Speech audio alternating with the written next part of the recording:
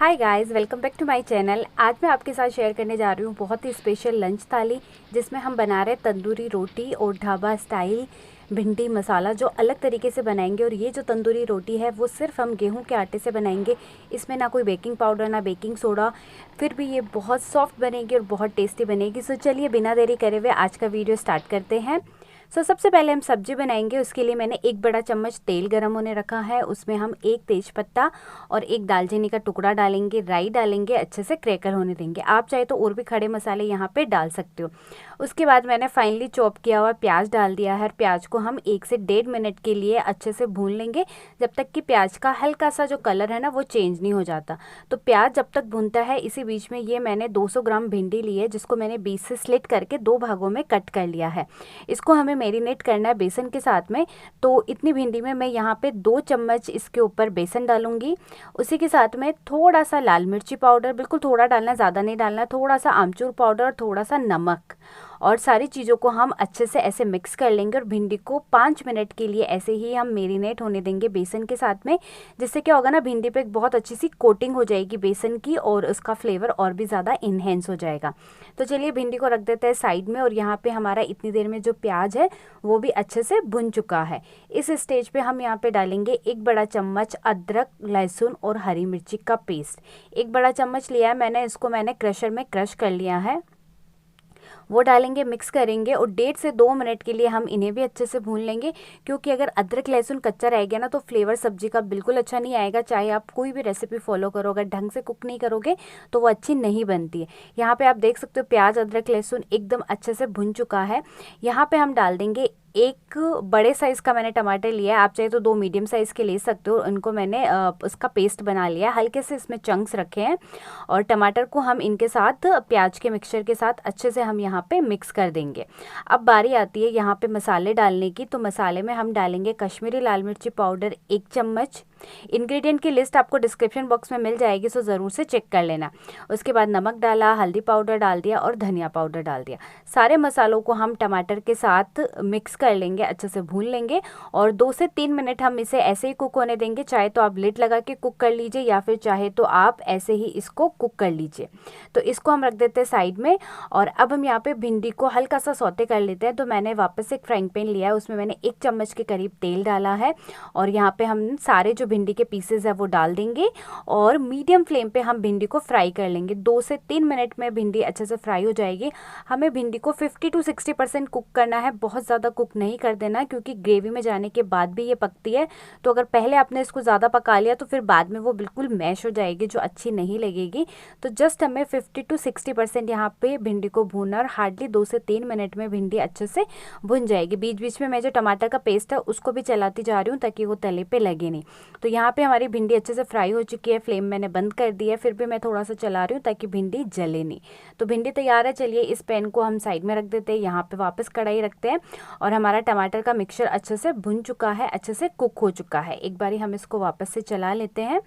अब हम यहाँ पे डाल देंगे आधा कप दही। तो दही जो आपने लेना है वो फ्रेश लेना है, खट्टा नहीं लेना है। अगर दही खट्टा हुआ ना और टमाटर भी है तो फिर सब्जी खट्टी हो जाएगी। तो दही आपने एकदम फ्रेश लेना है। और अगर आप दही खट्टा ले रहे हो तो फिर आप टमाटर चाहे तो स्किप कर सकते हो। दही डालने के बाद अच्छे से मिक्स कर दिया है। अब हम लिड लगा के इसे 2 से 3 मिनट के लिए कुक होने देंगे, या जब तक कि दही अपना ऑयल रिलीज़ ना कर दे।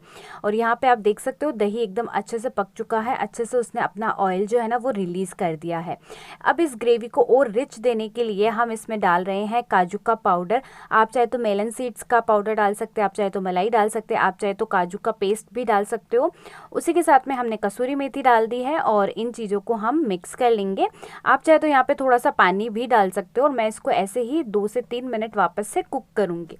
और अभी आप देखोगे कि हमारा ग्रेवी एकदम अच्छे से पक चुका है, बहुत अच्छे से इसने ऑयल जो है वो रिलीज़ कर दिया है। आप देख सकते हो, इट मीन्स ग्रेवी बहुत अच्छे से कुक हो चुकी है। इस ग्रेवी में आप कोई भी सब्जी डाल के बना सकते हो, ये ग्रेवी बहुत टेस्टी बनती है। अब मैं यहाँ पे आधा कप के करीब पानी डाल दूंगी और मिक्स कर दूंगी, क्योंकि भिंडी के हिसाब से हमें ग्रेवी चाहिए, हल्का सा लिपटवा चाहिए बट फिर भी हल्का सा ग्रेवी हमें चाहिए।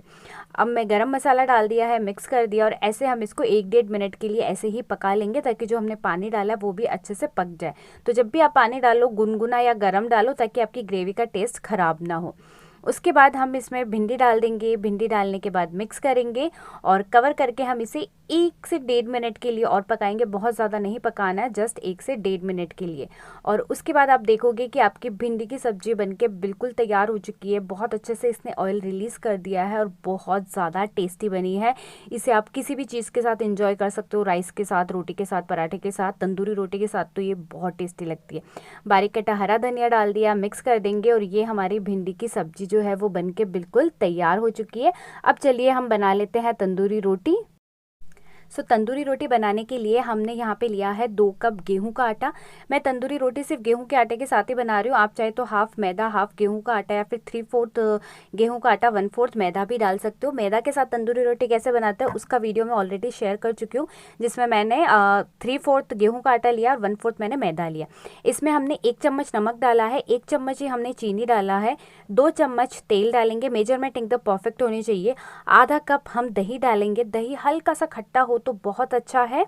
और दही डालने के बाद आटे के साथ हम इसको अच्छे से मिक्स कर लेंगे और उसके बाद नॉर्मल पानी की मदद से हम इसका आटा लगा लेंगे। तो इसका आटा सॉफ्ट लगता है, रोटी के आटे से काफ़ी सॉफ्ट हमें इसका आटा लगाना है, तभी हमारी जो तंदूरी रोटी है ना वो अच्छी बनेगी। अगर आप रोटी के आटे जैसा आटा लगा दोगे ना तो फिर इतनी अच्छी नहीं बनेगी। तो आटा हमें हल्का इसका सॉफ्ट चाहिए, जो आप देख सकते हो एकदम गीला गीला सा आटा है ये। तो आटा हमारा अब लग के तैयार हो चुका है। ऊपर से हम इसके ऊपर थोड़ा सा ऑयल लगा देंगे ताकि आटा ड्राई ना हो, इसके ऊपर लेयर ना आए।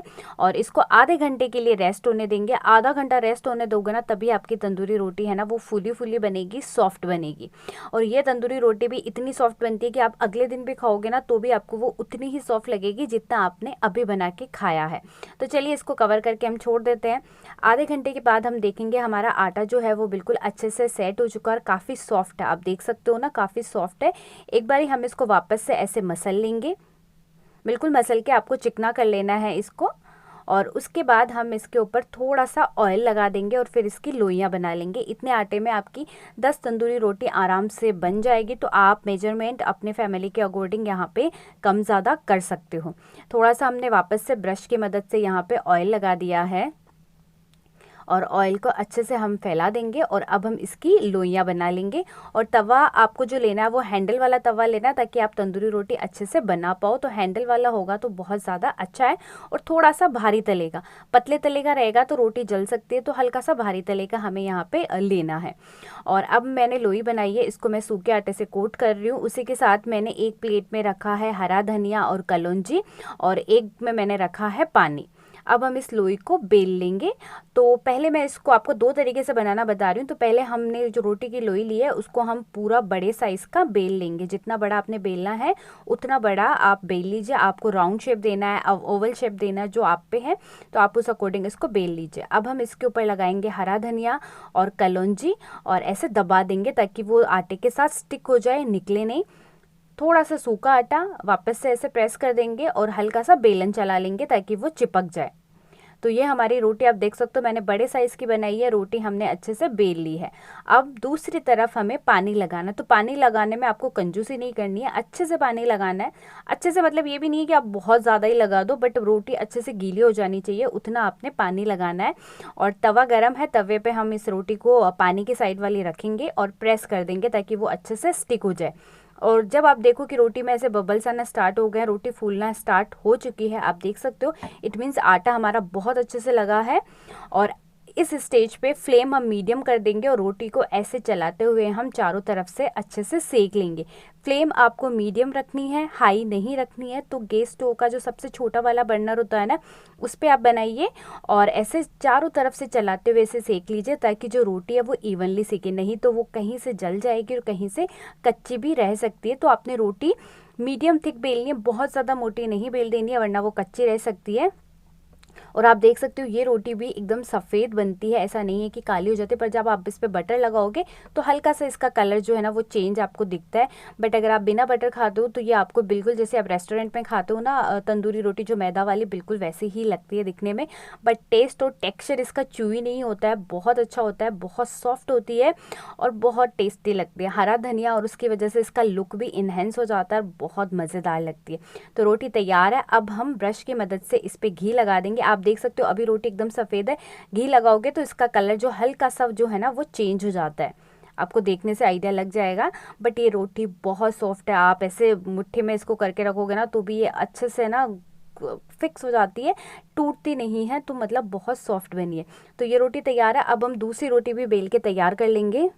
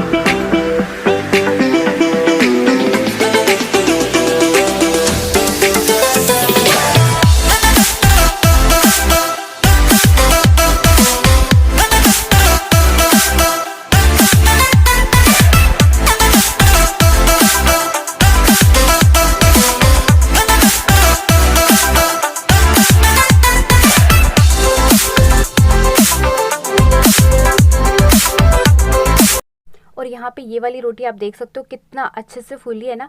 तो अगर आटा आप अच्छा लगाओगे ना तो आपकी सारी रोटियाँ ही ऐसी फूली फूली बनेगी। और जितना आटा रेस्ट करता है उतनी ही रोटी ज़्यादा अच्छी बनती है। तो अगर आपके पास टाइम है तो आप 2 से 3 घंटे का रेस्ट दे दीजिए आटे को, तो आपकी रोटी और भी ज़्यादा अच्छी बनेगी। और नहीं तो आधा घंटा इनफ होता है सॉफ्ट तंदूरी रोटी बनाने के लिए। तो ये रोटी भी बन के तैयार होगी, एकदम फूली फूली सी रोटी बनी है। और आप चाहे तो घी लगा के, बटर लगा के, या फिर आप चाहे तो बिना बटर के भी इसको इंजॉय कर सकते हैं। ये इतनी ही ज़्यादा टेस्टी लगेगी। और कट करके देख लीजिए कितनी सॉफ्ट है, आसानी से ये कट हो रही है। और पीछे से भी ये बराबर से सीखी है, ऐसा नहीं है कि कहीं से ये पीछे से कच्ची रह गई है। अगर आपको फिर भी लगे पीछे से कच्ची रह गई है तो आप इसे डायरेक्ट फ्लेम पे भी सेक सकते हो। कंप्लीटली आप पे है कि आपको कैसा टेक्सचर चाहिए। अब चलिए थाली सर्व करते हैं। सो फ्रेंड्स, ये लीजिए हमारी थाली बनके बिल्कुल तैयार हो गई है। सिंपल है बट बहुत टेस्टी है। कोई भी गेस्ट आए तो आप आराम से ये वाली थाली उनके साथ सर्व कर सकते हैं, उनको बहुत पसंद आएगी। अगर मॉर्निंग में बना रहे तो आप इसके साथ रायता भी बना सकते हो, वो भी इसके साथ बहुत ज़्यादा अच्छे से जाता है। मैंने इसका अनियन और भिंडी मसाला के साथ सर्व किया है। आई होप आपको आज का ये वीडियो पसंद आया होगा। अगर वीडियो पसंद आया है तो इसे लाइक कर देना, चैनल को सब्सक्राइब कर देना, इसे ज़्यादा से ज़्यादा शेयर करना। और अगर आप ये रेसिपी ट्राई करते हो तो इसकी पिक्चर मेरे साथ इंस्टाग्राम पे ज़रूर शेयर करना। मेरा इंस्टाग्राम हैंडल है पीजे होम मेकर। और मैं आपसे मिलती हूँ ऐसे ही नए अमेजिंग वीडियो के साथ। Till then bye bye.